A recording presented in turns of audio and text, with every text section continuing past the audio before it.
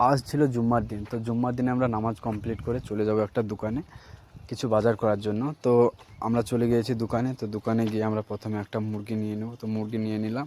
তো আমার সাথে আমার একটা বন্ধু আছে। তো বন্ধুটা মুরগিটা নিয়ে নিল এবং আমি এক প্যাকেট এখানে রুটি নিয়ে নেবো এখান থেকে। তো এক প্যাকেট রুটি আর মুরগিটা নিয়ে আমরা এখানে বিল পেমেন্ট করব। তো বিলটা পেমেন্ট করার আগে দোকানটা আমি আর একটু ঘুরে দেখব কিছু মুখরোচক জিনিস নেওয়ার জন্য। তো আমি এখানে চলে এলাম আইসক্রিমের এখানে স্টলে।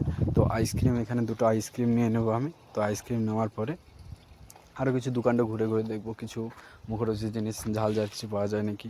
তো আমি এখানে চলে এলাম চিপসের এখানে। তো আমার সাথে এখানে চাচার দেখা হয়েছিল।